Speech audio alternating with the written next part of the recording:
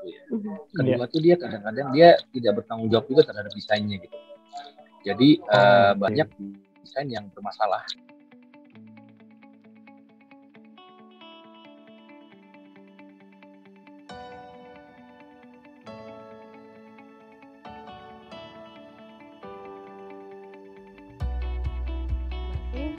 Kali ini kita akan berdiskusi dan ngobrol lebih lanjut dengan Pak Denny Desvianto sebagai Ketua IAI Jakarta periode 2018-2021 dengan tema bagaimana mewujudkan asosiasi profesi yang profesional, seperti itu.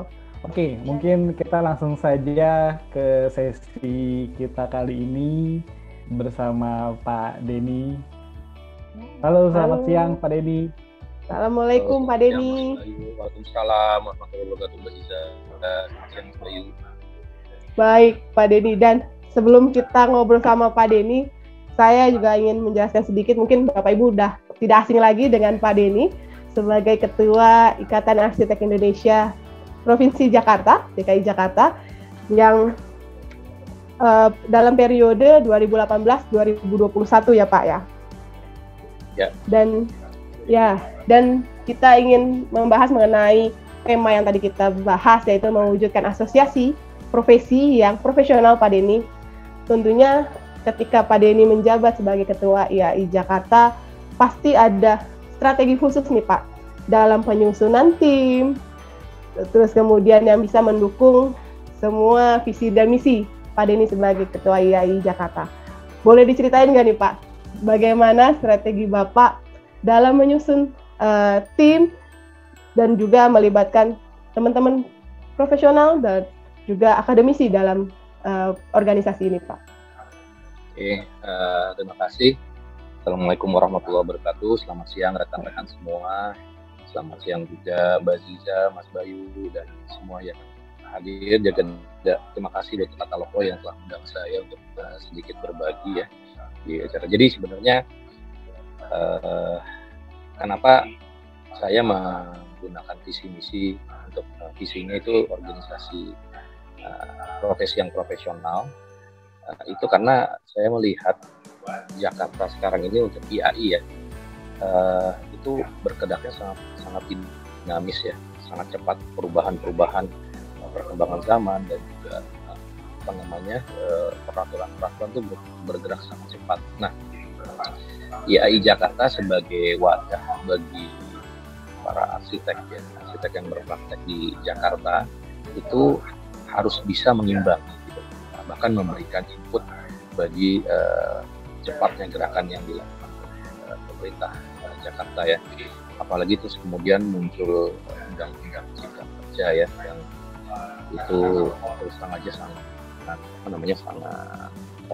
mengubah banyak hal gitu di dalam, salah satunya dalam hal praktek keprofesian arsitek.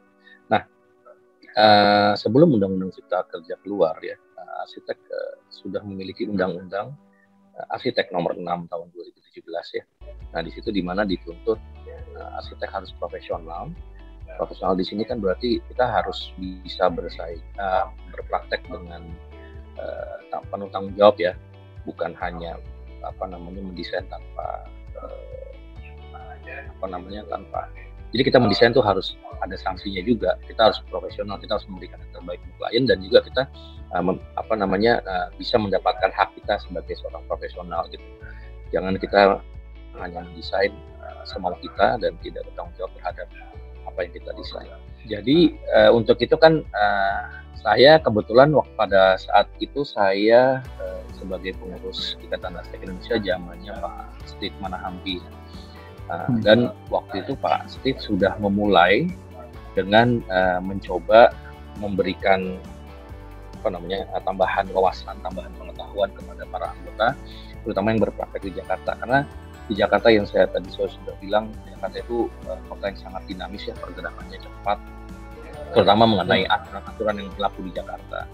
Dan itu kalau tidak diimbangi dan tidak diberi masukan oleh arsitek gitu, itu akan sangat banyak merugikan profesi kita gitu.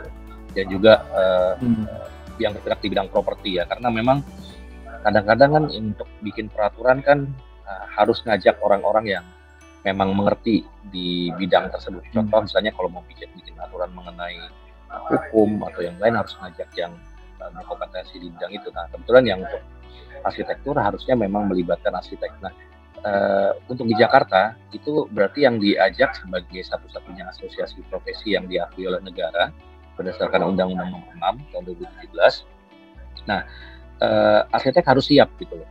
Arsitek harus siap untuk menjadi tanda kutip lawan tanding dari Pemda ya, untuk menerbitkan peraturan-peraturan dan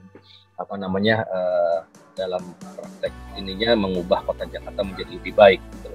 Nah sudah dimulai zamannya Pak Steve, cuman mungkin karena belum terlalu banyak orang yang tahu ya, jadi ini kurang maksimal aja gitu loh. Tapi sudah dimulai, terus terang aja sudah dimulai oleh Pak Steve.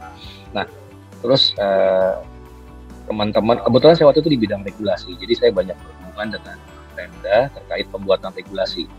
Dan di situ teman-teman mungkin melihat teman-teman yang lain begitu masa jabatan Pak Steve selesai harus diteruskan oleh orang yang memang mengerti mengenai regulasi Jakarta dan bagaimana kita berpraktek profesional, bagaimana kita berhubungan dengan klien itu kan ada yang lokal, ada yang internasional, terus bagaimana kita menghadapi asosiasi lain gitu segala macam ya. Kebetulan teman-teman tanda kutip jorokin saya gitu ya untuk maju sebagai ketua I Jakarta, dan ya udah qadarullah saya menang gitu loh, yang saya jadi. Dan situ begitu pas saya jadi ketua, terus aja yang saya pikirkan adalah bagaimana asosiasi ini, kepengurusan ini harus digawangi oleh orang-orang yang memang profesional di bidangnya gitu. Kemudian saya mulai menyusun melis ya, kira-kira bidang apa aja yang diperlukan yang sesuai dengan ADART dari Ikatan Arsitek Indonesia. Terus saya juga mulai melihat ini kira-kira siapa sih orang yang cocok untuk terlibat di masing-masing bidang gitu. Di situ ada beberapa bidang, ada bidang yang keprofesionalan ya, ada juga bidang yang terkait dengan pendidikan gitu. Nah, oleh sebab itu saya mulai menghubungi banyak kepala biro konsultan yang saya hubungi untuk bersama-sama saya menjalankan roda asosiasi IAI Jakarta ini gitu. Dan saya yakin dengan digawangi oleh orang-orang profesional ya kebetulan rata-rata pada pemilik biro dan mereka mengetahui segala permasalahan arsitektur ya dalam hal prakteknya dan juga dalam hubungannya dengan Pemda, dengan klien. Saya berharap banyak dengan beliau-beliau tersebut, dan alhamdulillah yang saya harapkan menjadi kenyataan karena begitu digawangi oleh profesional tersebut, program-program kami berjalan dengan cukup baik. Dan yang terkait dengan bidang pendidikan, kami juga melibatkan beberapa tenaga pendidik ya, dosen-dosen untuk beberapa bidang yang memang membutuhkan keahlian mereka, dan itu menurut saya juga sangat luar biasa perkembangannya. Dan saya berharap nanti penerus saya kebetulan akan turun di bulan November, Mbak Ziza. Nah, ini Pak. Jadi kemungkinan saya berharap siapapun yang jadi bisa meneruskan apa yang telah dirintis kali ini gitu dengan susah payah agar tidak menjadi sia-sia gitu. Dan posisi IAI Jakarta di Pemda sudah cukup baik ya, jadi selalu dijadikan sebagai narasumber atau tanda kutip lawan diskusi dari Pemda jika ingin menerbitkan aturan. Jadi kami sering diajak, kita mau bikin ini, kita mau bikin ini gimana nih, ayo IAI Jakarta bantu gitu loh. Nah itu yang membuat kami senang ya, karena berarti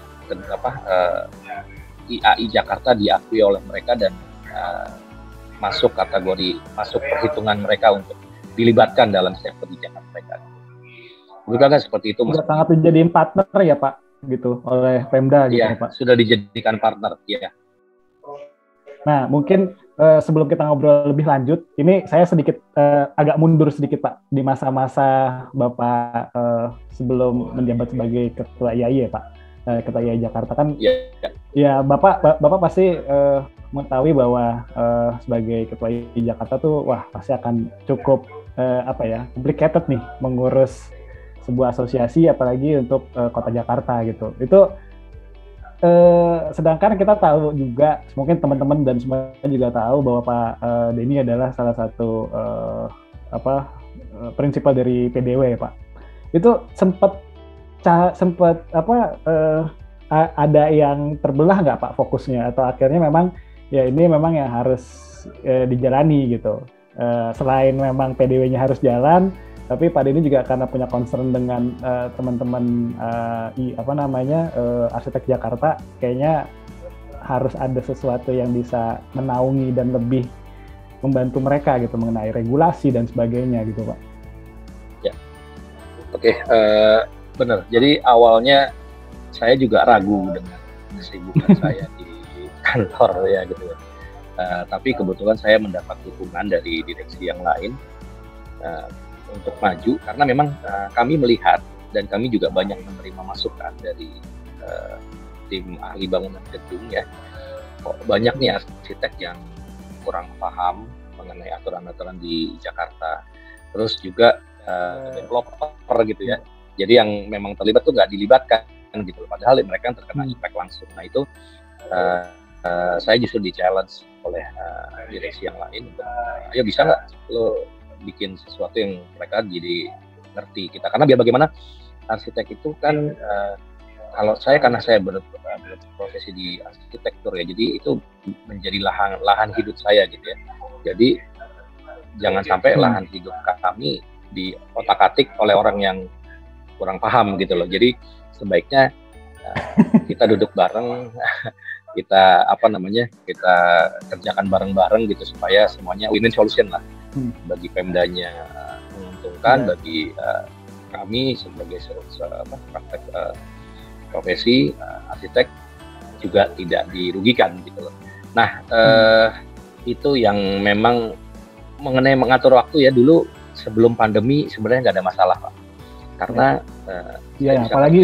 apalagi pas zaman periodenya Pak Denny pas masuk masa-masa pandemi ya Pak. Wah itu pasti banyak ceritanya lagi tuh Pak. Nah, saya naik 2018 15 Desember ya. Nah, itu 15 Desember habis itu libur. Jadi saya belum sempat nyusun pengurus tuh waktu itu ya. Belum sempat ngubungin beberapa orang yang saya incar gitu untuk bantu saya. Nah, jadi pas 2019 mulai kegiatan-kegiatan di IAI berjalan ya. Dan itu terus aja memang awalnya agak sulit, tapi sebenarnya lebih mudah. Kenapa? Karena memang banyak kegiatan IAI, terutama rapat-rapat koordinasi itu dilakukan pada malam hari setelah jam kantor. Jadi nggak ada masalah gitu loh. Terus kegiatan yang siang hari pun saya kan tidak selalu hadir ya. Jadi misalnya kalau ada event-event yang offline itu kami adakan di Sabtu atau Jumat gitu loh. Jadi istilahnya yang waktunya lah agak lebih fleksibel. Jadi tidak mengganggu sama sekali pekerjaan kantor. Nah, begitu pandemi, ini mulai nih. Ini yang seru nih. Jadi istilahnya kalau dulu kita kerja dari pagi sampai sore di kantor maaf, jelas ya jam kantor gitu. Iya. Begitu pandemi, jamnya kan nggak ada jam kantor gitu. Iya berantakan. Yang kita tidak dibatasi waktu, karena misalnya meeting nih, kalau kita face to face, kita meeting offline ya, kita ada beberapa meeting kita bisa bahas sekaligus gitu loh. Ya, kita diskusi di kantor juga sama teman-teman juga, sambil koreksi gambar, sambil ngobrol, sambil ngobrolin yang lain, beberapa proyek bisa sekaligus. Tapi begitu kita online, itu kan harus satu-satu sampai selesai. Ngomong pun harus gantian, ya kan? Belum lagi kendala tiba-tiba sinyal hilang gitu kan. Nah, jam kerjanya karena kita satu-satu tadi, itu kadang-kadang, bukan kadang-kadang ya, lebih sering lebih dari jam kerja yang seharusnya. Bisa sampai jam 12 malam, Betul. Pagi bahkan. Nah itu membuat agak kerepotan tuh di awal-awal pandemi yang untuk ngatur dengan IAI. Dan apalagi banyak kegiatan IAI yang selama ini sifatnya offline. Begitu pandemi, kami harus mulai memikirkan apa yang harus kami lakukan supaya anggota tetap melayani dengan baik. Bagaimana mereka tetap bisa mendapatkan informasi terbaru gitu loh, terus menambah wawasan lagi dari arsitek-arsitek yang memang punya pengalaman untuk saling berbagi gitu loh. Nah itu tapi beruntung juga ada platform seperti Zoom ya, Zoom, Teams dan yang lain itu menolong buat kami, karena dari situ kami mulai menata lagi bagaimana pelayanan terhadap anggota bisa kami jalankan dengan semaksimal yang bisa kami lakukan. Nah, cuman memang ada beberapa program kami yang terkait dengan kegiatan offline jadi tidak bisa dilaksanakan karena memang tidak memungkinkan. Meskipun pada 2019 kami sudah memulainya. Salah satu yang belum bisa kami lakukan adalah Jakarta Architecture Triennale. Jadi rencananya kami akan membuat Jakarta itu berarsitektur gitu loh, semuanya, seluruh Jakarta. Dan kami sudah memulainya tahun 2019 dengan mampir ke beberapa kecamatan untuk diskusi dengan camat, dan mereka antusias, mereka welcome. Tapi kan pelan-pelan ya gitu loh. Pandemi gitu loh. Bubar jalan. Jadinya jadi udah sekarang apa yang bisa kami lakukan semuanya dengan online gitu. Paling seperti itu ya. Nah, tapi memang berat sekali tuh pandemi itu. Ya itu pasti masa-masa Bapak itu kan baru saja terpilih ya Pak. Mungkin baru hitungan berapa bulan gitu ya. Mungkin berapa bulan terus tiba-tiba pandemi datang. Setahun lah. Nah, setahun ya. Setahun. Terus tapi sebetulnya kalau kita lihat pencapaian Pak Denny gitu, bukan berarti mungkin yang sebelum-sebelumnya tidak ada pencapaian gitu. Beda-beda nih. Tapi kalau dari masa pandemi Pak Denny ya kita bisa tahu gitu. Banyak banget challenging gitu dari ya udah pasti pandemi, terus juga harusnya beberapa program-program itu berjalan jadi tidak berjalan gitu. Tapi akhirnya sepertinya kalau yang kita lihat gitu sama ini, akhirnya IAI Jakarta tuh bisa beradaptasi dengan cepat ya Pak. Karena kalau kita lihat di periodenya Pak Denny tuh walaupun semuanya memang akhirnya terkonversi menjadi program-program digital, tapi tetap aktif ya Pak untuk program-program itu berjalan di IAI-nya gitu. Nah itu apakah agak memang sudah dischedule-kan dan mengkonversi menjadi digitalnya tuh cukup challenging nggak Pak? Maksudnya apakah ada sedikit ada sedikit dipaksakan gitu? Tapi kan akhirnya bisa jalan gitu sebetulnya. Ya, itu memang sebuah keadaan yang semua orang shock ya waktu itu ya, bulan Maret 2020. Tapi itu dia, saya beruntung, saya mempunyai tim kepengurusan yang sangat solid ya. Saya beruntungnya karena saya bilang karena dari awal saya memimpin IAI Jakarta, pengurus saya itu ada sekitar 50 orang ya, dari 10 bidang yang ada dan juga pengurus inti. Menjelang akhir kepengurusan saya sekarang menjadi 75 orang karena ternyata banyak yang tertarik membantu juga gitu loh, malah yang kontak terus saya bantuin deh, kayaknya seru nih gitu loh, acara-acaranya seru gitu ya. Saya bersyukur jadi istilahnya kapal saya sampai akhir insya Allah penuh gitu loh. Nah itu kapal yang saya bawa sekarang. Itu dan mereka, saya bersyukur sekali mereka itu profesional, jadi memang sempat kaget ya di awal ya, shock gitu, kami semua shock gitu dengan keadaan itu. Tapi kami langsung kami duduk bareng, by WA call aja, jadi WA call grup gitu ya. Terus kita ngobrol gimana caranya. Terus ternyata dapat platform Zoom kan. Akhirnya kami coba diskusi melalui Zoom gimana kita tetap bisa melayani anggota, karena salah satu tugas kami sebagai pengurus adalah melayani anggota. Jadi kalau kami menyerah dengan keadaan yang ada gitu loh, ya kami berarti mengkhianati kepercayaan anggota yang telah memilih kami sebagai pengurus ya di periode ini. Jadi apa yang harus kami lakukan gitu loh supaya ini tetap bisa berjalan gitu loh. Nah, dan itu diskusi itu terjadi lumayan ini ya, jadi intens tapi di weekend, karena terus aja kalau di hari kerja semuanya nggak ada yang bisa diganggu karena memang pekerjaan pun menyesuaikan. Semuanya praktisi ya Pak. Jadi kerjanya juga sampai malam. Dan salah satu kendalanya lagi adalah pendapatan kami juga berkurang karena iuran yang berkurang karena semua nggak punya duit waktu itu kan iuran. Jadi istilahnya betul. Dan itu juga sponsor juga agak susah waktu itu kan. Dan kami harus membeli platform Zoom sendiri untuk kapasitas. Kami dulu awalnya cuma beli 100 ya, tapi ternyata begitu kami ada kegiatan peminatnya lebih dari 100 terus. Akhirnya kami beli yang tambah lagi ya sampai 1000 gitu. Jadi istilahnya memang hal ini menjadi challenging tersendiri dan juga bahkan meeting dengan nasional pun ada beberapa banyak kejadian. Salah satu yang paling menyedihkan adalah wafatnya ketua umum ya, Pak Ahmad Juhara waktu itu 2020 awal ya, di Maret itu awal COVID. Nah itu bukan hanya Jakarta yang, maksudnya gini, Jakarta pun sibuk ya dengan bagaimana kita survive dan kita bisa melayani anggota, ditambah masalah nasional.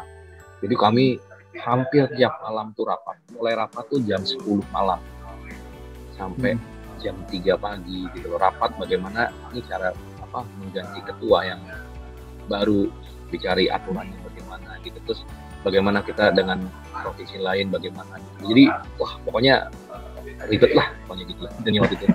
Jadi memang tapi menarik karena ini sesuatu yang baru ya, di mana kita harus bisa berpikir cepat di sini, berpikir cepat dan bisa cepat mengambil keputusan. Dan saya terima kasih kepada rekan-rekan pengurus saya karena mereka juga membantu mencarikan solusi-solusi ya itu tadi, karena mungkin karena semuanya profesional ya, jadi enak gitu loh, tukar pikirannya cepat gitu loh, karena mereka juga harus survive kan di kantor masing-masing gitu.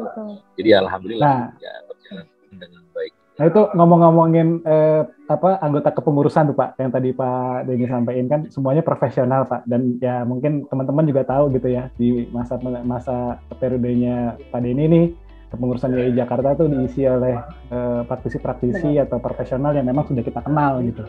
Nah, ini kan jagoan semua Pak. Cukup ini nggak Pak? Repot ngaturnya gitu ya? Iya. Kayak pelatih sepak bola gitu Pak ya? Semuanya pemain bintang gitu ya? Semuanya pemain bintang, betul. Sebenarnya itu benar.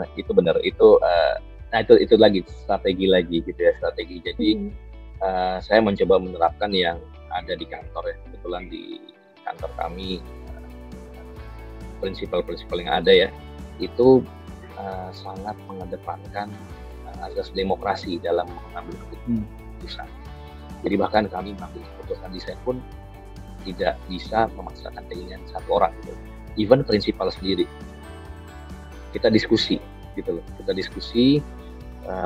cari mana yang terbaik, cari kelemahan, kelebihannya di mana, kalau pakai ini kekurangannya apa, kelebihannya apa, sampai menjadi sebuah desain gitu, yang merupakan hasil bersama. Nah itu yang saya coba terapkan di kepengurusan saya gitu. Jadi rapat, saya sempat dapat dapat bisikan lah dari beberapa pengurus lama yang ikut saya juga gitu. Beda banget nih zaman Mas Denny. Kenapa? Mas Denny tuh benar-benar open gitu. Jadi, ayo kamu ada usulan apa gitu.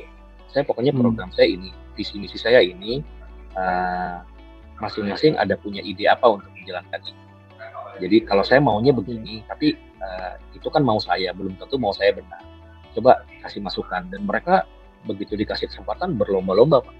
Ngasih masukan, input, kritik. Bahkan saya dikritik habis di awal-awal menggunakan ide, tapi buat saya itu sesuatu yang positif ya, normal ya. Menjadikan semuanya hasil yang terbaik, hasil diskusi, hasil berbagai macam pemikiran yang semuanya ada plus minusnya, yang akhirnya yang digulirkan adalah keputusan bersama, kesepakatan. Dan kenapa saya mengambil posisi seperti itu? Karena saya yakin yang ngasih usul, kalau usulnya dipakai, pasti dia kerja mati-matian untuk itu. Tapi kalau saya paksa orang kerjain ini, dia ngerjainnya setengah hati Pak. ya kan? Tapi kalau saya bilang, oke, ini kamu idenya apa? Kita diskusi, ide kamu gini, kelebihannya apa, kurangannya apa. Terus akhirnya tercapai kata sepakat. Nah, yang mengeluarkan ide itu yang dipakai, itu akan mati-matian, Pak. Dia akan menjalankan dengan mati-matian. Dan itu menguntungkan buat semua gitu, buat asosiasi, buat anggota juga menguntungkan. Dan idenya memang bagus-bagus. Itu sih yang saya coba jalankan di perusahaan. Jadi makanya yang tadi, karena itu tadi semua pemain bintang ya, semua punya kemampuan dan kelebihan ya. betul. Bagaimana manage-nya gitu loh. Tinggal itu aja ditempatkan di tempat yang tepat. Orang ini bakatnya di sini, taruhnya di sini. Orang ini bakatnya di sini, taruhnya di sini gitu. Nah, jadi, itu Pak, maksud saya itu kenapa bisa pas gitu Pak Denny? Ya kalau menurut saya ya, penempatan Bapak Ibu anggota pengurus CI periode Pak Denny itu bisa pas gitu. Apakah memang dipas-pasin emang Pak Denny sudah ngelihat profil dari anggota anggota pengurus sih Pak. Misalnya ya kita tahu misalnya Pak Kosmas gitu kan. Kita tahu Pak Kosmas itu lebih Instagramable lah istilahnya gitu kan. Taruhnya di hubungan organisasi kelembagaan internasional gitu ya. Iya. Karena memang datang itu belum sempat datang. Oh, belum datang ya. Oke. Jadi satu profil. Jadi pas kita lihat dulu kan sejarah ininya apa sih, kelebihan beliau apa. Terus ngobrol nih. Pas ngobrol biasanya sebelum saya ajak jadi pengurus, saya telepon dulu Pak. Dan saya yang nelpon. Jadi saya nggak minta tolong siapa. Kayak presiden pilih menteri ya Pak. Saya nelpon, saya ngajak ngobrol menurut mereka gimana. Terus mereka biasanya challenge saya, program kamu apa Den? Gitu loh. Visi misi kamu apa? Saya jelasin semua. Oh kalau saya gini gitu. Akhirnya cocoknya di sini nih orang ini. Gitu. Saya jadi bisa tahu gitu, orang ini cocoknya di sini. Orang ini cocoknya di sini gitu loh. Jadi dan dengan begitu kelihatan juga ada juga yang memang saya ubah di tengah jalan. Karena ya mungkin Mas Bayu tahu ya siapa yang saya ubah di tengah jalan. Jadi saya ngelihat orang ini punya bakat di bidang ini gitu. Tapi saya taruh dia di tempat yang dia nggak keluar ilmunya di situ, skillnya nggak keluar. Saya pindahin. Begitu saya pindahin, terus langsung bener, gitu keluar semua skillnya. Bahkan saya surprise karena bahkan dalam 1 bulan dia menjabat di posisi tersebut, prestasinya luar biasa dan saya sampai nggak percaya aja, gila. Berarti dia selama ini harus cocok di sini gitu. Jadi karena memang di PDW juga sama. Di PDW, saya di PDW ya, di PDW itu kita menempatkan orang melihat ininya. Bisa saya maunya ini gitu. Tapi kita lihat lu nggak bakat di sini. Lalu kalau lu di sini nggak perform, sayang gitu. Kamu punya skill yang lebih, tapi jangan di sini. Kita coba pindahin ke bidang lain gitu, ke divisi yang lain gitu atau ke yang lain. Dan begitu dipindahkan, ternyata dia bersinar di situ. Dia malah bisa perform habis gitu loh. Dibanding dia di divisi yang dia mau. Karena dia mau, tapi kalau kemampuannya nggak mumpuni kan juga kasihan kan gitu loh. Jadi mendingan dia ditempatkan dia memang dia punya kemampuan di situ. Dan begitu dia lihat dia berkembang, akhirnya dia jadi senang di situ gitu. Itu aja saya sih ngeliatnya. Pokoknya harus naruh orang di tempat yang tepat aja, kuncinya di situ. Nah, Pak Denny, jadi saya mau nanya juga nih Pak, tadi selain mengenai struktur pengurusan, terus kemudian saya mau tanya, apakah program yang Pak Denny canangkan di awal-awal, apakah di tahun pengurusan Pak Denny ini sudah terlaksana semua Pak? Alhamdulillah. Semuanya sudah terlaksana. Hanya satu yang tadi saya bilang, Jakarta Arsitektur Triennale, yang saya mau bikin Jakarta Berarsitektur di 2021 tanggal 17 Agustus. Karena pandemi, PPKM. Karena itu mesti harus gitu. Berkoordinasi dengan banyak pihak, Pak. Dan mengumpulkan massa itu. Jadi betul. Sebenarnya di dunia tuh ada namanya, ini Jakarta Arsitektur Triennale ini programnya Pak Steve sebenarnya, ya programnya Pak Steve, tapi saya lanjutkan, cuma saya mau ubah formatnya gitu loh. Yang tadinya cuma di satu lokasi gitu ya, di mana orang berkumpul di situ satu lokasi aja, saya mau sebar ini kayak di Venice tuh dia ada namanya Venice Biennale ya, di mana saya ke sana itu gila itu setiap sudut itu ada karya arsitektur gitu loh, dan masyarakatnya support gitu loh. Mungkin untuk seluruh Jakarta susah, tapi kan saya bicara kalau bicara kecamatan aja, di tiap kecamatan ada ini gitu loh, ada kita bisa pameran di situ, bisa apa gitu. Jadi seluruh Jakarta kan lumayan gitu loh. Saya berpikirnya gitu, makanya saya deketin kecamatan dulu gitu loh. Mungkin nanti nextnya mungkin keputusan berikutnya bisa sampai kelurahan, kan siapa tahu gitu, kita nggak tahu. Nah itu yang buat saya belum bisa terlaksana, tapi landasannya udah ada gitu loh, programnya udah ada, dan udah sempat menghubungi beberapa camat gitu loh, tapi nggak tahu, mudah-mudahan camat kan juga cepat gantinya. Jadi ini saya waktu pernah saya ketemu satu camat udah ngomong tuh, 3 bulan kemudian saya ketemu lagi udah ganti. Jadi jelasin lagi dari ulang. Itu juga susah juga gitu loh. Jadi memang, tapi waktu itu udah dimulai dan itu yang saya sedihnya cuman di bidang tersebut, yang ngurusin bidang tersebut ya, bidang itu jadi mereka harus berpikir ulang apa yang mesti mereka lakukan untuk mengabdi profesi gitu. Jadi ya itulah, pandemi ini memang mengubah segalanya, mengubah semuanya gitu.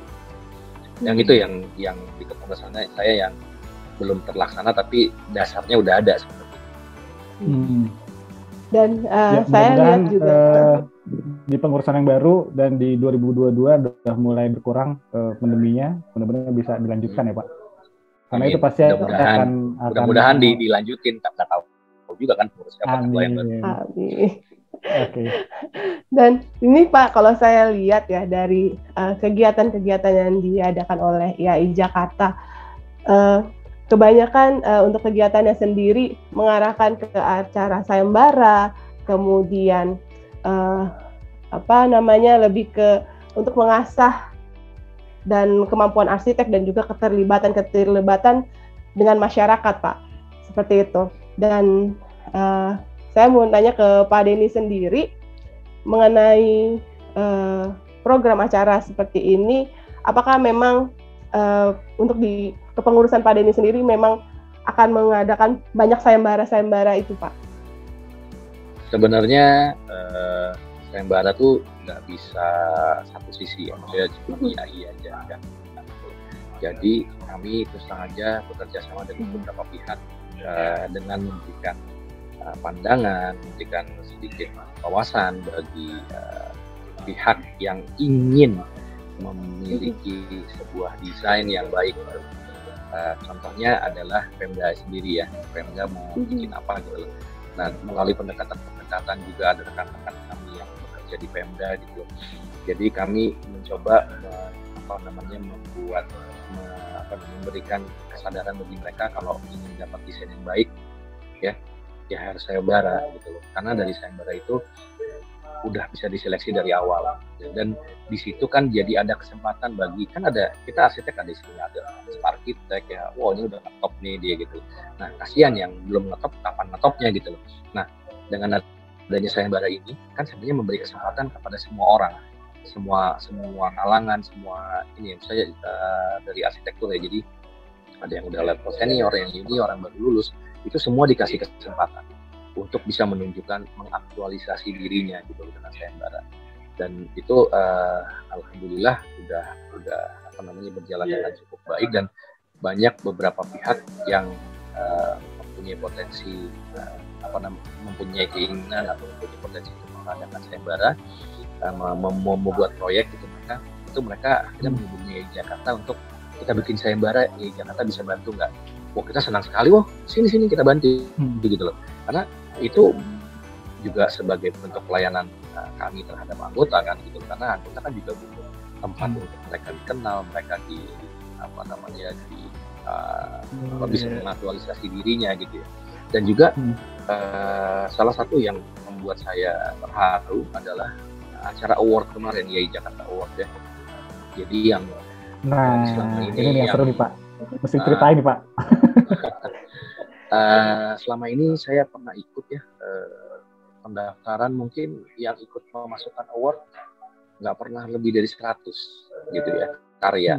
Dan kemarin kami ubah sistemnya gitu loh, jadi tidak dibatasi karyanya hanya di Jakarta, enggak, selama dia anggota di AI Jakarta, karyanya ada di mana saja boleh dimasukkan. Gitu. Dan kategorinya kami perluas. Jadi ada beberapa kategori yang tadinya kategori cuma sedikit, kami perluas kategorinya. Itu ternyata menimbulkan minat yang luar biasa dari anggota untuk bisa memajukan karyanya gitu, untuk diberi penghargaan. Dan itu luar biasa, yang masuk tuh sampai lebih dari 200 karya. Terus terang aja tim penghargaan sampai kewalahan untuk seleksi karena mereka anggotanya cuma sedikit, cuma 4 orang kalau nggak salah. Akhirnya minta tambah orang untuk bantu seleksi. Ya saya izinkan gitu loh, yang penting bisa ini. Terus pemilihan dewan juri juga kami benar-benar memilih yang sesuai kategori. Jadi juri untuk kategori ini cocoknya jurinya siapa ya. Jadi kalau bisa dilihat dewan jurinya banyak sekali. Beda dengan sebelum-sebelumnya dewan jurinya mungkin cuma sedikit ya. Sekarang ini banyak sekali dewan juri. Dan penjuriannya itu positifnya di pandemi, saya bisa bikin penjurian terbuka. Jadi setiap orang bisa menilai langsung apakah orang ini memang layak dapat award gitu.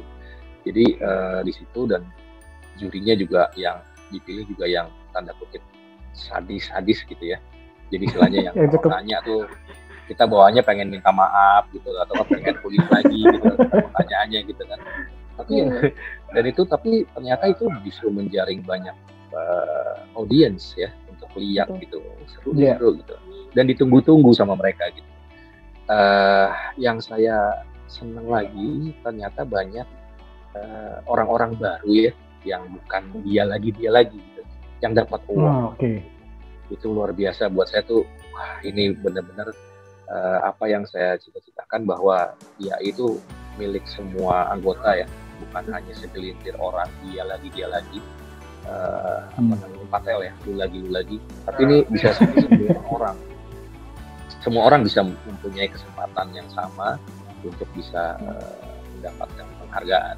Dan itu luar biasa. Saya terus aja saya haru yang dilakukan bidang penghargaan dengan 4 orang, mereka berjibaku gitu, dan ya hasilnya alhamdulillah. Dan saya beruntung karena plakatnya sendiri itu harganya bukan plakat ya, pada trofinya gitu, harganya mahal sekali.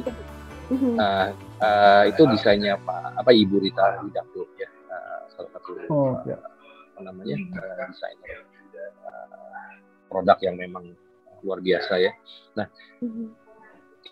itu saya sampai berkunjung ke Bandung.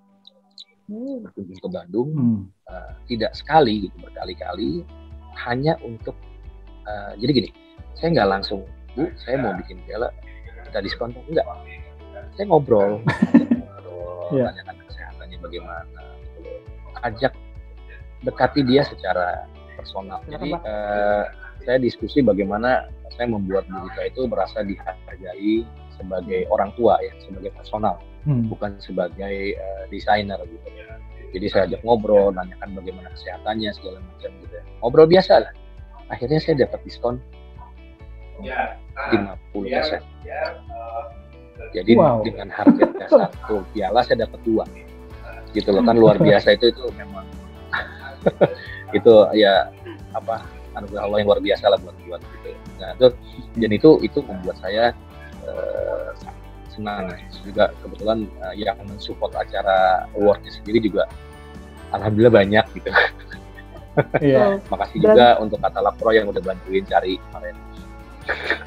Yes. Sama Pak. Mungkin saya sedikit pengen kasih pertanyaan Pak. Tadi kan Pak Dini sempat sampaikan untuk yang kita masih ngomongin yang di Jakarta Award nih Pak. Ini mungkin salah satu pencapaian Pak Dini yang cukup ya akhirnya bisa berjalan gitu ya Pak.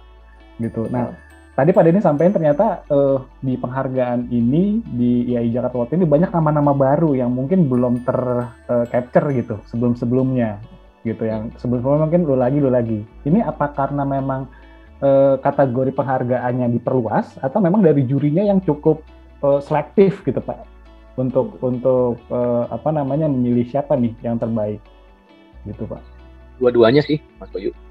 dua-duanya karena dengan kategori yang diperluas ya, dan juga juri yang kan karena mereka nggak tahu nama ini namanya nggak muncul kan, cuma nomor peserta kan, dan jadi begitu pas diseleksi jurinya memang itu tadi, jadi saya tidak mau pakai juri yang dia lagi kan ada tuh juri ya melulu jurinya gitu. Saya ubah semua, jadi ini harus ada sesuatu yang baru gitu. Harus ada darah baru lah ceritanya untuk itu ya, meskipun jurinya juga senior, sesuai kategori lah, tapi itu ternyata membuat efek yang luar biasa gitu, karena terus tiba-tiba banyak karya yang kalau misalnya orang tahu, oh ini siapa nggak kenal nih, udah namanya udah ini gitu, terus jurinya udah ketahuan orang dia lagi gitu, itu pasti disingkirin tuh. Tapi ini karena juga modelnya baru gitu ya, terus orangnya juga enggak, jadi ini benar-benar fair jadinya gitu, dan itu saya senang sekali gitu. Jadi dan saya senang teman-teman yang dapat penghargaan itu juga ya, terutama yang baru-baru itu saya senang banget lah, karena mereka bisa mewarnai IAI di Jakarta dengan tambahan nama yang perlu diperhitungkan gitu. Jadi itulah pokoknya membanggakan. Dan IAI Jakarta Awards kemarin juga bisa dikatakan sangat berhasil ya Pak Denny. Itu diadakan secara offline yang pertama kali ya Pak, dan mendatangkan banyak teman-teman IAI, nggak hanya dari Jakarta, bahkan dari IAI luar daerah juga ikut hadir di situ. Iya, dari Bali datang, betul, dari Bandung, dari Semarang, ada banyak lah dari. Banyak, betul. Dan cukup amazed saya, dan karena banyak juga semua undangan hampir semuanya hadir dan acara cukup megah, jadi sukses acaranya Pak. Dan makasih juga buat Katalog Pro, itu kan juga buat Katalog Pro juga. Sama-sama Bapak. Dan saya mau nanya, silakan Pak. Silakan Zah. Oh ya, baik. Saya mau nanya nih Pak, mengenai IAI Jakartanya sendiri.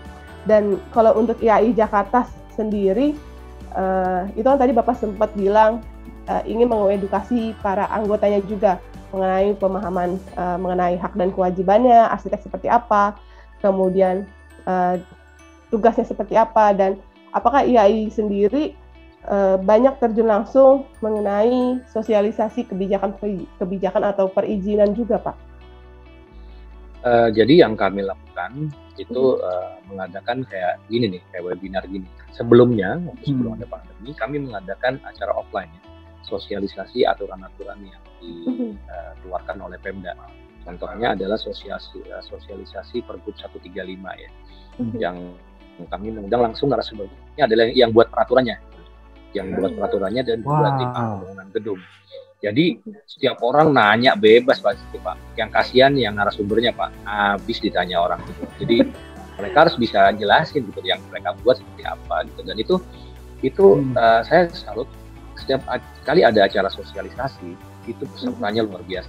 Kalau offline ya, offline itu tuh sampaikan kami selalu biasanya ngadain acara di GDC itu pasti overload, over capacity gitu loh. Dan kami ditegur biasanya.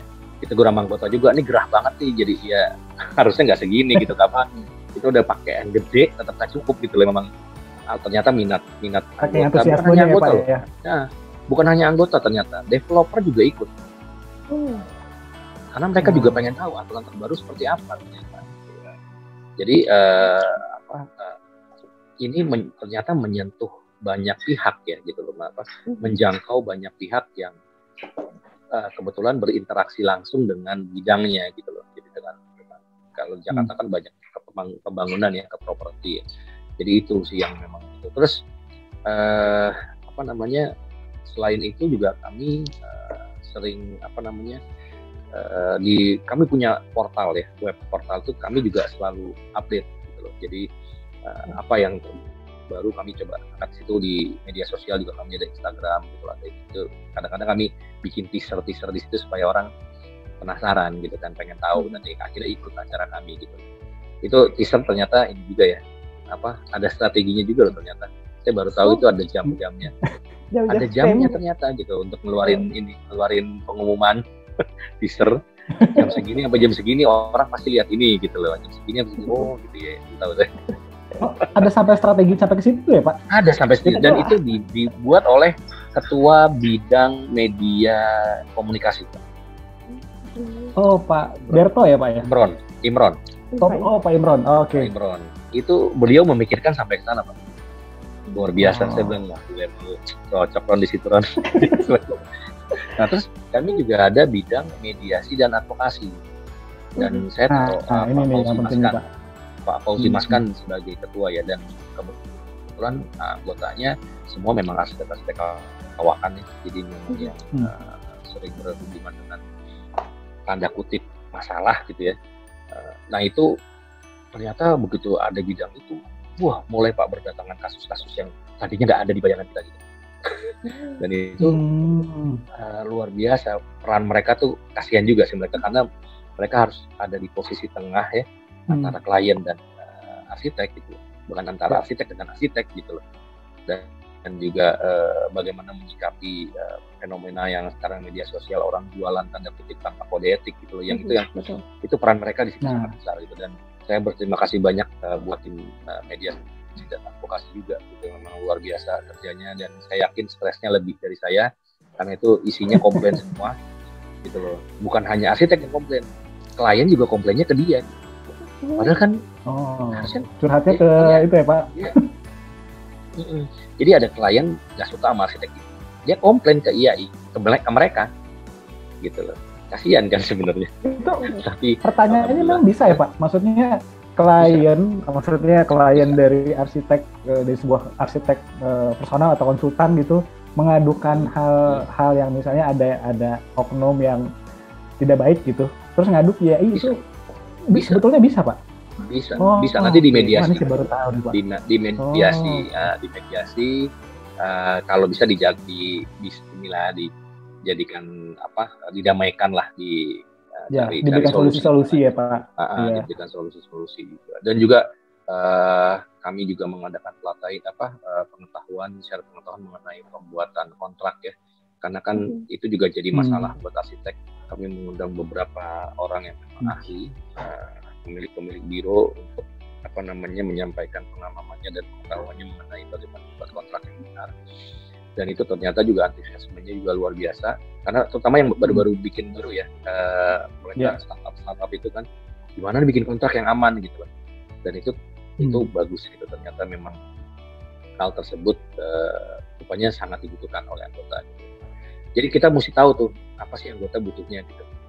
Nah itu kebetulan bidang-bidang yang dia ada di asosiasi saya tuh cukup cerdik menerima masukan-masukan gitu ya, cukup jeli, milih-milih, terus nanti memilih-milah, terus akhirnya kita diskusikan di rapat pengurus. Ya, ini ada kasus gini nih, kita harus bikin apa nih untuk mewadahi dan mengakomodasi mereka. Iya itu jadi pertanyaannya sebenarnya jadi kayak kenapa sih Pak? Maksudnya mungkin dari pribadi saya ya yang nggak tahu, mungkin di periode sebelumnya juga ada hal-hal kayak gini nggak kedengeran gitu. Tapi kalau di periodenya Pak Denny tuh sampai hal sekecil pembuatan kontrak regulasi itu lumayan kenceng Pak kedengeran gitu. Itu concernnya Pak Denny kenapa cukup mensorot hal-hal itu Pak gitu. Apakah memang selama ini banyak kejadian-kejadian yang tidak sesuai sebetulnya di lapangan, akhirnya Pak Denny mempunyai ide kayaknya kita harus ada edukasi masalah ini nih. Sebenarnya saya beruntung aja sih Pak, karena tiba-tiba ada bidang baru yang ditetapkan oleh IAI Nasional, mediasi dan advokasi. Jadi kepengurusan saya adalah orang pertama nih di bidang mediasi dan advokasi. Sebelumnya memang nggak pernah ada. Jadi memang saya beruntung Pak. Di sini saya benar-benar beruntung. Jadi ada bidang itu, dan kebetulan kasusnya juga ada gitu loh. Dan kalau kontrak sebenarnya udah direncanakan dari zamannya pengurusan sebelumnya ya pasti. Cuman memang terkendala aja, jadi tidak bisa dilaksanakan. Tapi sudah di setting sama pasti. Jadi dan kalau baru ini kemarin ada ide-ide yang memang dari Pastif yang coba selekkan juga gitu loh di sini. Jadi memang coba kami wadahi lah gitu loh. Jadi dan kebetulan yang sudah diinisiasi oleh Pastif awal, mungkin karena waktu tidak bisa terrealisasi. Nah di zaman saya bisa terrealisasi gitu. Itu aja sih Pak sebenarnya. Saya beruntung aja sih. Gitu. Iya. Wow. Dan berarti kalau kayak gitu, asumsi saya banyak arsitek-arsitek muda yang akhirnya bergabung bersama IAI Jakarta ya Pak. Karena ya tadi concern-nya Pak Denny adalah yang baru-baru nih mesti harus ada pengetahuan mengenai hal ini gitu. Nggak hanya cuma dari segi ngedesain, tapi juga bagaimana administrasi kontrak, cara mungkin dalam tanda kutip follow up klien itu. Setahu saya zamannya Pak Denny cukup kencang tuh Pak, webinar kayak gitu Pak. Ya, itu karena memang mungkin tuntutan dari banyak permintaan dari teman-teman gitu. Jadi yang tadi saya sampaikan banyak informasi yang masuk ke rekan-rekan pengurus dan itu dibahas di rapat pengurus, rapat terbatas pengurus ya. Biasanya kalau rapat pengurus saya nggak mungkin rapat 75 orang, jadi saya ambil ketua bidangnya aja gitu dengan pengurus inti. Jadi biasa rapat sekitar ketua bidang ada 10 ketua bidang dan pengurus inti lah. Jadi kami bahas beberapa hal termasuk masukan tadi. Dan mengenai banyak arsitek muda yang bergabung, sebenarnya memang saat ini dengan adanya undang-undang arsitek ya yang juga masuk ke dalam undang-undang Cipta Kerja dan juga ada turunannya yaitu PP 15 dan PP 16 gitu ya tahun 2021. Sebenarnya itu mau nggak mau semua arsitek yang mengaku sebagai arsitek ya itu harus bergabung dengan IAI. Dan jadi ibaratnya gini, saya ambil analogi cukup kasar ya, mohon maaf. Kalau kita mau mandi, ya kan buka baju dulu gitu. Jadi kalau mau jadi arsitek profesional, ya harus lewat IAI. Gitu. Jadi lewat IAI, karena nanti prosesnya itu di situ. Karena IAI satu-satunya asosiasi profesi di arsitek yang diakui oleh negara. Memang selama ini sebelum undang-undang keluar itu banyak asosiasi lain. Tapi beda dengan IAI. Itu dia kenapa IAI diakui. Dan saat ini semua asosiasi tersebut, kalau mereka ingin mengajukan sertifikasi, itu harus melalui DAI, Dewan Arsitek Indonesia, yang tanda kutip sebenarnya isinya orang-orang IAI. Sebetulnya memang dibentuk oleh PUPR. Tapi si orang-orang IAI dan mensyaratkan juga yang memprosesnya harus lewat IAI. Jadi dari asosiasi lain dia harus ngirim-ngirimnya ke IAI, diverifikasi sama IAI, divalidasi, baru boleh diajukan untuk dapat sertifikasi. Dan banyak beberapa kemudahan bagi anggota IAI mengenai sertifikasi tersebut. Jadi memang mau nggak mau sih Pak, mau nggak mau mereka harus bergabung dengan IAI. Ya kayak IDI lah gitu loh. IDI kan juga mau nggak mau harus bergabung ke IDI kalau mau praktek. Kalau nggak bisa praktek kan gitu. Sama di IAI juga sama. Kalau yang sekarang masih ada asosiasi silahkan. Tapi pelan-pelan mereka akan pindah. Gitu. Oke. Nah Pak, mungkin ini juga mungkin salah satu bukan curhatan ya. Ada pendapat yang masuk seperti ini Pak. Arsitek-arsitek yang menjadi anggota IAI sebetulnya arsitek-arsitek yang biasanya mengerjakan proyek-proyek government karena butuh SKA sebagai kebutuhan yang administrasi legal dari asosiasi gitu. Tapi kalau yang kebanyakannya homeowner atau swasta nanti aja deh gitu. Itu sebetulnya apakah sebetulnya di sisi homeowner atau swasta itu apakah sekarang juga memperhitungkan nilai kom atau SKA juga dari IAI sebetulnya sih Pak? Jadi gini, itu benar. Statement itu awalnya benar ya gitu ya. Tapi jangan salah gitu loh. Kalau kita ngerjain swasta proyek-proyek yang besar ya, itu mereka berarti arsiteknya harus ber-IPTB atau sekarang diganti dengan lisensi. Nah, salah satu syarat untuk punya lisensi adalah bersertifikat. Ya kan? Sertifikat itu kan IAI. Dan kalau di Jakarta ada banyak asosiasi, tapi yang bisa mengajukan lisensi atau IPTB zaman dulu ya, yang bisa mengajukan IPTB adalah yang sertifikatnya dari IAI. Dari luar IAI tidak akan diterima oleh Pemda. Gitu loh. Jadi ini kalau kita bicara swasta. Tapi kalau ada juga, cuma remote tinggal nggak perlu, salah. Mungkin dulu nggak perlu, sekarang perlu. Karena bahkan pegawai Pemda sendiri pun sekarang rame-rame jadi anggota IAI, Pak. Karena supaya mereka bisa punya IPTB gitu loh. Dan kalau misalnya dia mau praktek sekarang nih, Pak, kan udah ada undang-undang, dia tidak punya itu, berarti kan ilegal. Nah kalau ilegal, sanksinya kan pidana, Pak, gitu loh. Jadi mau nggak mau sekarang arsitek semua harus profesional, gitu sih. Jadi yang kami lakukan di kepengurusan ini kemarin itu adalah cuman ngasih ini aja, ini loh nanti kita akan jadi profesional semua, yuk nih sama-sama yuk kami istilahnya bukan membimbing ya, kalau terlalu kasar kalau membimbing, tapi lebih memberikan wawasan, ini loh kalau menjadi profesional seperti itu gitu. Jadi yang kami lakukan sebenarnya begitu, organisasi profesional, karena memang nanti semua anggotanya harus profesional, nggak bisa enggak gitu. Karena ada undang-undangnya, dan itu sanksinya ada perdata, ada tidak. Wow, cukup ketat berarti ya, Pak ya. Nah ini ada pertanyaan nih. Nah, ini saya mau bacakan. Betul. Nah itu tadi ya, jadi dengan adanya bidang mediasi dan advokasi, kami bisa mencoba tujuan awal dibuatnya bidang mediasi dan advokasi, awalnya sebagai mediasi ya, mediator, dan kedua, dan memang arahnya nanti akan ke sana, ke arah pendampingan. Makanya sekarang sedang digenjot juga ya seminar-seminar yang terkait dengan masalah hukum, dan kebetulan banyak juga anggota IAI yang juga sarjana hukum, jadi memberikan. Gimana Pak? Maaf, boleh diulang Pak? Anggota IAI yang sarjana hukum? Sarjana hukum juga ada.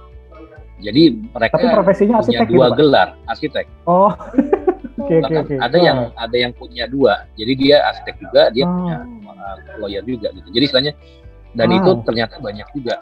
Sekarang ini kita mungkin bisa dilindungi juga ya, dengan indemnity insurance. Jadi kita dilindungi asuransi dengan desain-desain kita. Tapi itu juga mungkin untuk proyek-proyek besar, yang proyek-proyek kecil saya rasa agak berat kan, biayanya mahal. Tapi yang tadi Bapak Ibu tanyakan itu benar, itu bisa dilakukan pendampingan. Nah, cuman detailnya nanti silakan datang ke IAI ya, ketemu dengan bidang mediasi advokasi, nanti dinilai masalahnya sampai setingkat apa, pendampingannya sampai setingkat apa. Jadi seperti itu. Oke. Ya, dan mungkin selanjutnya juga saya pengen tanya juga ini Pak. Jadi di periode Pak Denny juga ini Pak Denny cukup concern sama bagian untuk kemitraan dari sisi industri dan juga media nih Pak. Nah, dari Pak Denny sendiri kenapa cukup concern dengan itu gitu Pak? Apakah memang Pak Denny ingin ya kita mendapatkan informasinya tuh nggak hanya cuma dari IAI gitu, tapi kita bisa manfaatin jejaring kita yang lain gitu Pak? Karena gini, arsitek tidak bisa berpraktek sendiri gitu ya. Jadi istilahnya gini, kemitraan itu sangat penting karena gini, kita desain, kan di dalam desain ada material yang kita pilih. Ini saya bicara material ya, gitu ya. Nah, bagaimana kita bisa tahu kualitas material tersebut tanpa kita tahu? Kalau kita nggak pernah, tanpa kita tahu, kita bertemu dengan orang itu, kita mendapat penjelasan mengenai material tersebut. Gimana kita bisa tahu bahwa itu bagus? Dari mulut ke mulut juga kan, tapi nggak bisa juga. Tapi kalau misalnya itu belum tentu yang disampaikan dari mulut ke mulut itu benar. Tapi kalau kita tahu data teknisnya, itu penting bagi kita untuk kita bisa menjelaskan ke klien sebenarnya. Saya mengalami di beberapa proyek saya yang klien tuh dia mau milih material, dia nanyanya detail. Saya mau pakai contoh. Saya mau pakai kayu di area ini. Kalau pakai material kayu, plus minusnya gimana? Kalau pakai material, ini aja lah WPC misalnya gitu ya, plus minusnya bagaimana? Kalau material yang lain, concrete wood misalnya gitu ya. Nah itu plus minusnya gimana? Itu saya mesti menjelaskan semua ke klien. Dan bagaimana kita bisa tahu kalau kita nggak kenal sama produk? Kan gitu aja logikanya gitu. Dan kemitraan juga tidak hanya dengan produk, tapi dengan bidang lain misalnya ya, dengan ME, dengan struktur ya. Kami sering juga misalnya ketemu dengan asosiasi lain gitu. Dan suka ngobrol gitu, kadang-kadang suka ngobrol gitu. Nah itu penting juga, dan itu perlu kami share ke anggota gitu loh. Jadi misalnya ini kalau biasanya di regulasi seperti ini ya. Jadi kalau misalnya kita bikin ini, hati-hati ini aturannya yang terkait itu ini. Gitu. Terus kemitraan juga dengan Pemda gitu ya, kemitraan juga dengan Pemda. Untuk apa? Supaya kita tahu apa sih yang biasanya ditanyakan, yang diinginkan Pemda dalam sebuah desain bangunan kita gitu loh. Misalnya sama Pemda yang SKPD-nya pertamanan aja gitu loh. Ya. Mereka beda apa yang mereka mau dengan dinas perhubungan gitu, dengan dinas bina marga lain lagi gitu loh. Nah yang kayak gitu-gitu perlu kami sosialisasikan sebenarnya gitu. Cuman memang ini selalu berkembang ya, selalu berkembang dan memang tidak akan pernah selesai dalam satu periode. Karena kita tahu sendiri Jakarta kota yang sangat dinamis yang selalu ada aturan keluar tiap tahun ya.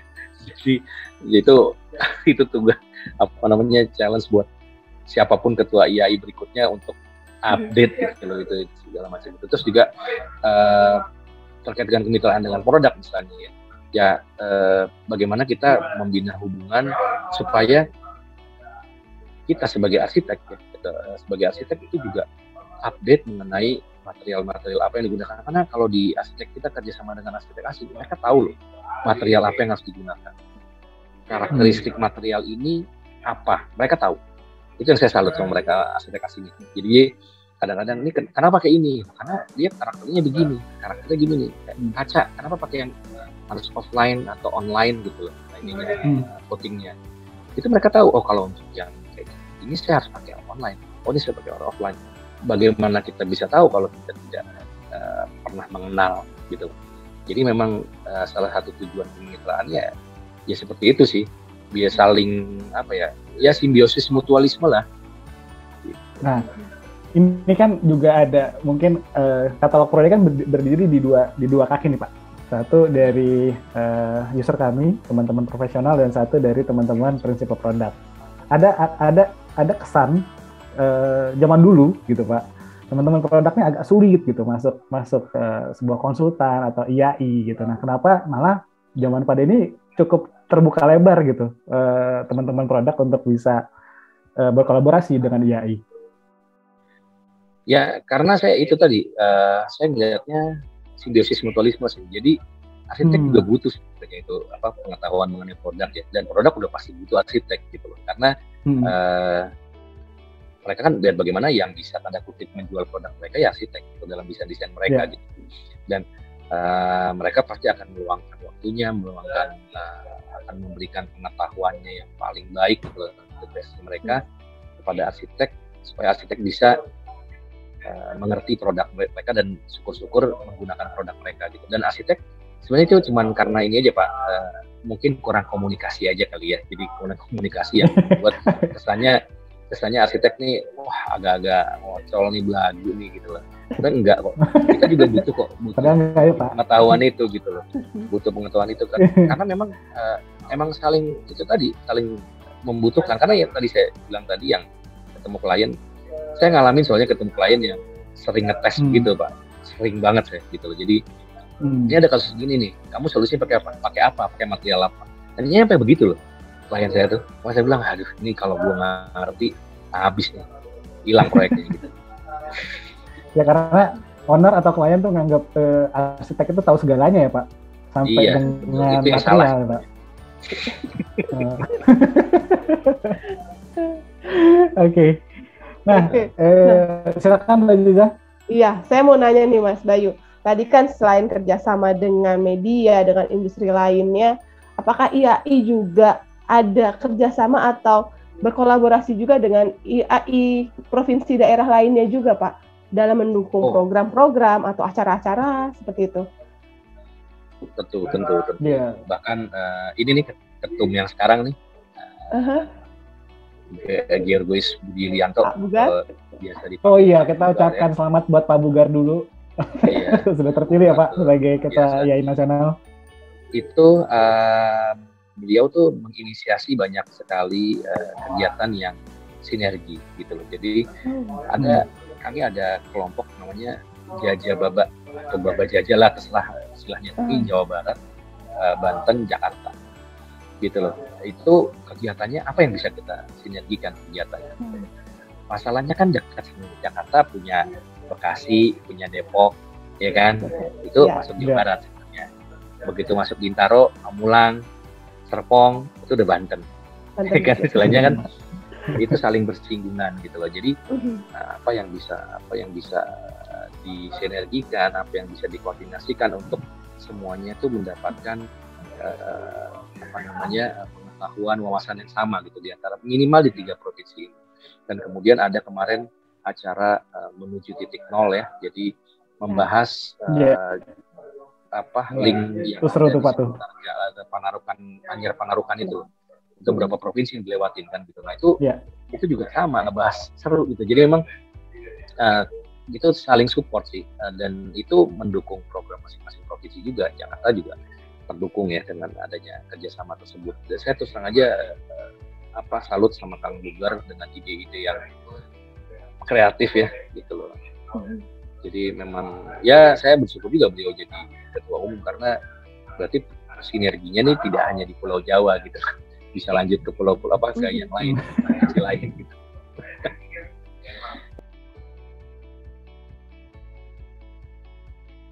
Dan ini ada pertanyaan dari Bu Irma. Mbak Irma, apa kabar, bertanya. Nah, kita undang aja kayaknya ya Pak. Halo Bu Irma. Oh, halo Mbak Ziza. Apa kabar Protox? Alhamdulillah sehat-sehat Ibu. Halo Bu Irma. Makin keren. Halo Mas Bayu. Halo Mbak Irma. Halo Pak Denny, sehat ya? Keren loh Pak Denny. Baru kemarin ketemu kita ya. Iya Pak Denny, keren. Mantap, selamat dan sukses buat Pak Denny. Amin, makasih. Amin, terima kasih. Bu Irma silakan Bu, boleh bertanya langsung ke Pak Denny Bu. Oh iya, ya ini halo siang Pak Denny, mewakili sih beberapa pertanyaan. Pak, ada nggak tips dari Bapak solusi agar IAI itu lebih ramah gitu ya? Tidak kesannya tidak eksklusif gitu ya? Karena IAI itu kan anggotanya tidak semua pegang high-rise building, tidak semua pegang resort bintang 7 gitu Pak Denny. Jadi ini mohon maaf, mohon izin. Ini realita ya Pak Denny, harus saya sampaikan demi IAI yang lebih baik ke depan, lebih ramah. Jadi semua anggota IAI tanpa terkecuali memiliki rasa kebanggaan dan IAI is rumah kita semua gitu ya. Karena memang banyak sekali yang menganggap IAI sampai saat ini tuh masih sangat eksklusif gitu ya. Jadi kalau saya lihat dari pemenang sayembara juga dia lagi betul tadi Pak Denny juga udah menyampaikan, walaupun mungkin udah ada beberapa usaha untuk merubah stigma itu, tapi yang saya lihat memang masih dia lagi. Padahal potensi arsitek di Indonesia itu luar biasa banyak gitu ya. Memang harus diberikan tempat Pak Denny untuk kita semua itu ya. Nah ini memang ranahnya pengurus nasional barangkali atau di kepengurusan IAI bagaimana bisa meraih dan merangkul semuanya tanpa terkecuali, dan stigma yang terkesan sangat eksklusif itu mudah-mudahan bisa pelan-pelan hilang gitu Ibu ya. Di apa Mas Bayu? Terkikis Bu. Ya dikikis ya, memang perlu waktu, takes time, karena potensinya luar biasa sebenarnya arsitek di Indonesia ini, karena yaitu tadi tidak semua menggarap high-rise building, tidak semua menggarap resort bintang 7, dirangkul lah Pak. Banyak kok potensi kalau diberikan tempat itu bisa menjadi hasanah yang luar biasa bagus potensinya gitu ya. Mudah-mudahan memang ini memang tugasnya IAI sebenarnya gitu. Jadi mohon izin saya menyampaikan sama Pak Denny. Nggak apa-apa Bu. Terima kasih banyak Pak Denny, sehat sukses selalu. Iya sehat. Iya. Sehat-sehat, Ibu. Insya Allah. Terima Terima kasih. Jadi gini, Bu Irma, dan mudah-mudahan bukan cuma Pak Denny yang nggak benar itu yang Ya, disampaikan silakan, Pak Bu Irma, benar, dan itu kesan eksklusif itu sangat terasa bahkan terhadap saya sendiri gitu ya. Waktu saya maju jadi ketua IAI, orang kan nggak kenal siapa saya, Pak. Siapa nih si Denny ini? Aktif enggak gitu, geng mana gitu, nggak ada gitu. Ya, tapi ternyata bisa juga gitu, intinya gitu kan. Nah, tapi gitu gini, yang sudah kami lakukan, memang benar yang tadi Bu Irma bilang, masih terkesan eksklusif. Yang kami coba lakukan Jakarta, karena memang nih Jakarta konteksnya beda ya sama nasional. Kami salah satunya adalah di awards kemarin ya, kami memberikan awards untuk komunitas, arsitek komunitas. Bahkan kami kemarin memberikan apresiasi untuk arsitek komunitas yang mereka tuh kerjanya pro bono. Mereka kerja benar-benar sosial untuk membantu masyarakat gitu loh. Dan itu kalau nggak salah yang dapat kemarin Pupla ya, gitu loh, Pupla. Nah itu sebenarnya itu salah satu upaya yang kami coba lakukan untuk menarik minat gitu loh, merangkul yang tadi Mbak Irma sampaikan. Jadi jangan dia lagi, jangan cuma aspek besar enggak. Dan kalau dilihat tadi yang menang awards itu ada contoh ya, karyanya Muhammad Sajita ya, terus ada karyanya siapa, saya nggak hafal karyanya Pak Sajita karena ada berapa karya dia dapat gitu.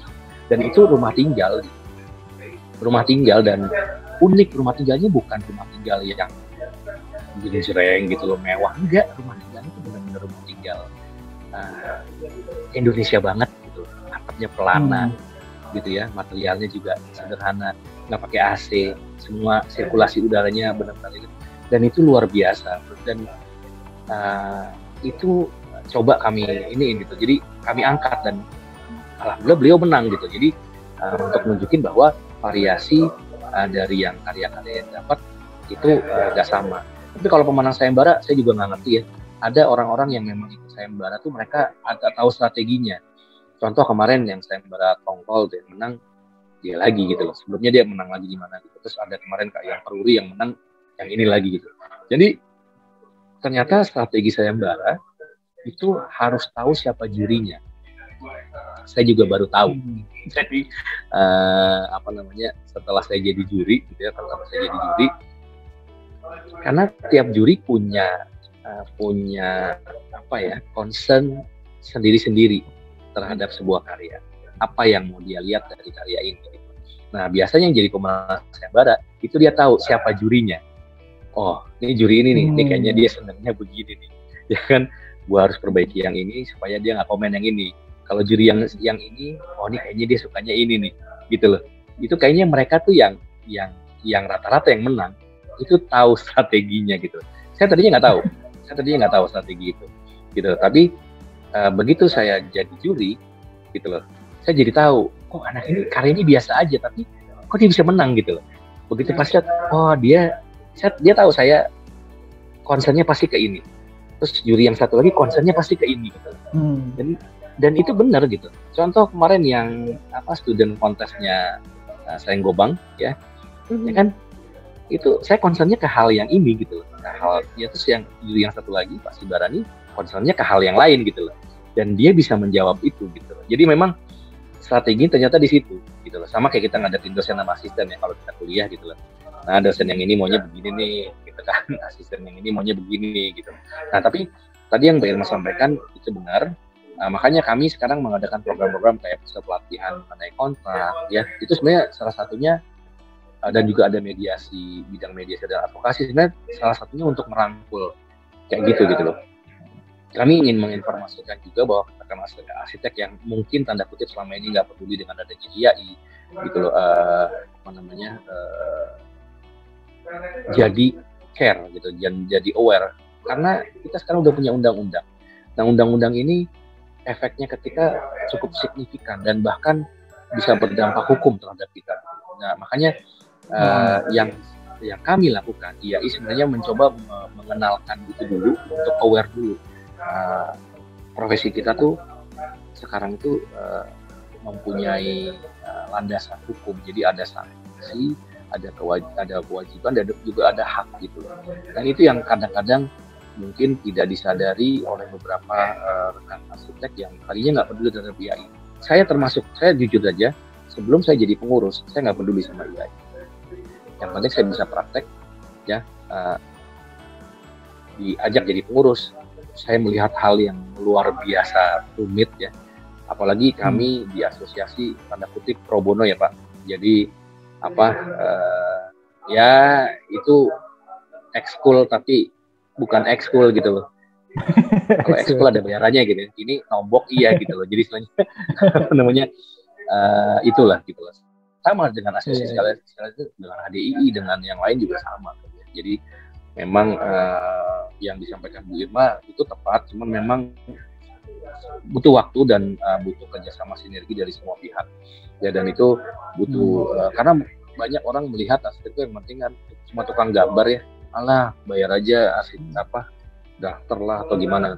Tapi sekarang yang kita perjuangkan adalah arsitek supaya mempunyai nilai di mata pemberi tugas, bahwa kita tuh nggak sembarangan. Dengan adanya undang-undang ini sebenarnya kita menjawab itu semua, bahwa mulai saat ini arsitek bukan lagi cuma dibayar sekedarnya gitu, tapi sudah dianggap sebagai orang yang memang konsultan, ya. Jadi istilahnya konsultasi kayak dokter lah gitu loh. Jadi kita praktek profesi arsitek sekarang ada landasan hukumnya. Kurang seperti itu jawaban saya. Semoga cukup menjawab, Bu Irma. Terima kasih Pak Denny. Iya, terima kasih ya Pak Denny udah jadi ketua IAI DKI ini. Aku anggota mengucap terima kasih banyak DKI Jakarta. Makasih Pak Denny. Ya, terima kasih Bu Irma. Terima kasih Bu Irma. Pertanyaan berikutnya ada dari Pak Henry Morrison. Pak Denny, beliau bertanya, apakah ada peran IAI dalam inspeksi praktek berarsitek yang ilegal? Dan apakah perlu dijalankan? Karena media sosial sangat tidak terbatas informasinya dan kemudahan masyarakat untuk mendapatkan jasa arsitek. Seperti itu. Silakan. Ini menjadi ini menarik nih Pak, betul Pak. PR nasional sebenarnya Pak. Ini dibahas selalu. Kemarin di Rakernas pun dibahas, ya, mengenai praktek ilegal ini, dan ini menjadi tugas semua ketua IAI provinsi dan ketua IAI nasional. Gitu. Karena memang kemarin di Jakarta sempat Pak kami manggil tuh yang ilegal, tapi ternyata memang landasan hukum kita kurang kuat waktu itu, ya. Sekarang sih mungkin udah kuat ada undang-undang arsitek dan PP, ya. Cuman kan again perlu sosialisasi yang lebih masif, ya, untuk praktek arsitek. Karena kami pernah kejadian gini, dia bisa dibilang beriklan ilegal. Kami panggil. Apa yang dilakukan? Dia datang dengan pengacara dan bahas kata per kata di mana pelanggarannya, gitu loh. Nah gini, Anda aturannya yang melanggar mana? Anda cuma ada ART. Ini nggak ada undang-undang. Itu belum ada undang-undang. Jadi perdebatan itu agak susah, ya, buat kita. Jadi karena memang dasar hukumnya nggak ada. Tapi kalau sekarang kita bisa ada dasar hukumnya, cuman memang repotnya adalah itu mengatur anggota sebenarnya. ADART mengaturnya anggota, tapi sebenarnya dengan adanya undang-undang harusnya ini mengatur ke semua, bukan hanya yang anggota IAI, tapi juga yang non anggota IAI. Kalau dia ilegal, ya, itu dia bisa kena sanksi hukum. Nah, cuman ini juga tadi sosialisasi kadang-kadang hanya sebatas ke anggota IAI, bahkan ke Pemda pun nggak nyampe sosialisasi tersebut. PP 15 contohnya mengenai STRA, udah jelas itu STRA, SKA udah lagi nggak diperlukan, SKA 101 untuk tender pemerintah udah nggak diperlukan lagi. Cuman karena sosialisasi dari PU sendiri nggak nyampe ke pelosok-pelosok, mereka masih nggak tahu, gitu loh, masih pakai yang itu, dan itu terjadi perdebatan panjang, bahkan di internal IAI terjadi perdebatan yang cukup seru, ya, gitu loh. Bahkan sampai ke ranah hukum, dan itu menjadi sebuah dinamika tersendiri sih dalam berorganisasi. Tapi yang jelas yang ilegal itu memang saat ini sedang dirumuskan bagaimana metode penanggulangannya, dan itu bukan hanya Jakarta tapi nasional, karena ternyata praktek ini lain ya Pak ya. Jakarta, iya. Jadi mengenai tadi yang ilegal tadi, ya ini menjadi hal yang nasional ya dibahasnya, bukan hanya Jakarta ya, tapi semua provinsi mengalami hal yang sama, dan yang sudah dilakukan banyak, dan ternyata juga dengan reaksi sendiri-sendiri ya. Kalau di Jakarta memang sudah dipanggil Pak, boleh kami panggil yang bermasalah itu sudah kami panggil. Cuman ada yang bisa diajak ngomong, ada yang harus yang saya bilang tadi, ada yang manggil pengacara gitu loh. Jadi kan repot juga Pak kita berhadapan dengan pengacara, Pak. Mereka profesional, dibayar gitu loh. Nah kita arsitek gitu yang sok ngerti hukum gitu, tapi gratisan lagi istilahnya. Jadi perlu penanganan khusus memang, dan itu sedang dirumuskan terus oleh pengurus nasional mengenai praktek ilegal ini gitu. Pak, mungkin tadi kan salah satu praktek ilegal kan ada persyaratan yang tidak dipenuhi ya Pak, seperti kayak SKA dan tadi Pak yang tidak terpenuhi gitu. Nah, ya ada nggak sih Pak hal-hal lain sebetulnya yang akhirnya membuat si arsitek ini atau konsultan ini tuh ternyata terindikasi dia adalah ilegal gitu Pak? Satu itu ya, kelengkapan administrasi udah pasti itu nomor satu ya. Kedua tuh dia kadang-kadang dia tidak bertanggung jawab juga terhadap desainnya gitu. Jadi banyak desain yang bermasalah gitu loh, dan contoh yang kemarin tadi saya cerita mungkin belum ini ya. Jadi ada yang ngadu ke IAI gitu loh, ada gini, saya kan begini. Tapi begitu pas kita cek, dia ternyata tidak bersertifikat dan tidak memiliki izin untuk berpraktek gitu. Dan itu kan sebenarnya kami tidak punya itu orang gitu. Cuman karena dengan adanya undang-undang, kami jadi bisa memanggil, tapi mencoba memediasi dulu. Alhamdulillah selesai, tapi itu seperti itu salah satu contoh. Terus mereka beriklan dengan masang harga.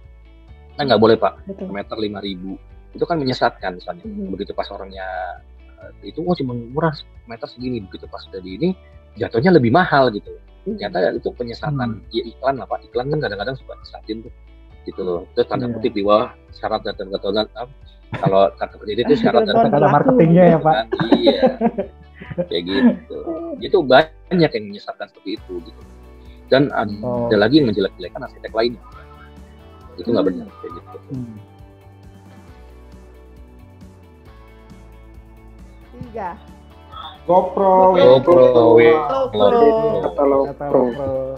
Terima kasih sekali lagi Bapak Ibu dan teman-teman. Terima kasih Pak. Saya ucapkan terima kasih sekali lagi kepada Pak Denny atas waktunya, atas ilmunya dan kepengurusannya, kepemimpinannya di pengurusan IAI periode 2018-2021. Dan terima kasih kepada para pengurus IAI Jakarta yang sudah hadir dalam acara kali ini, dan teman-teman partisipan yang hadir dalam acara Protalks kali ini. Semoga membawa manfaat, dan sampai berjumpa kembali di program Katalog Pro lainnya. Setiap hari Rabu jam 2 siang kita ada Product of the Week, dan setiap hari Jumat jam 2 siang kita ada Protalks. Seperti itu. Sekali lagi terima kasih atas waktunya. Assalamualaikum warahmatullahi wabarakatuh.